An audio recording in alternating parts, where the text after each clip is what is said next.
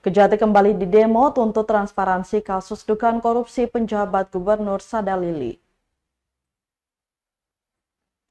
Kejaksaan Tinggi atau Kejati Maluku kembali didemo Senin 24 Juni 2024. Masih terkait kasus yang sama yang diduga melibatkan dua orang petinggi di Maluku, yakni penjabat Gubernur Maluku Sadalili dan penjabat Bupati Maluku Tengah Rakib Sahubawa. Demo dilakukan sejumlah mahasiswa yang tergabung dalam Aliansi Maluku Bergerak atau AMB. Mereka menuntut transparansi terkait dugaan korupsi keduanya. Sadalili diduga terlibat kasus dugaan korupsi dana COVID-19 dan reboisasi pada Dinas Kehutanan Provinsi Maluku. Sementara Sahubawa diduga terlibat kasus korupsi penyalahgunaan dana tunjangan guru untuk tahun anggaran 2023.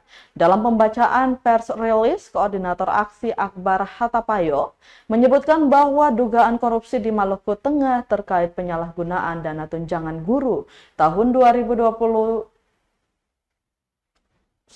dengan total mencapai 30 miliar rupiah. Selain itu, Akbar juga mengungkapkan adanya dugaan korupsi dalam pelaksanaan reboisasi di Kabupaten Maluku Tengah yang bersumber dari dana alokasi khusus atau DAK tahun anggaran 2022 sebesar 2,5 miliar rupiah.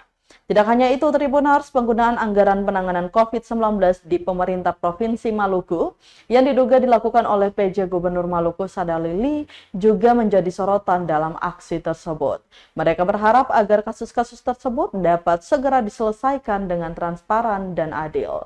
Mereka juga mendesak pemerintah dan aparat penegak hukum untuk menjunjung tinggi integritas serta tanggung jawab dalam menuntaskan kasus-kasus korupsi yang terjadi.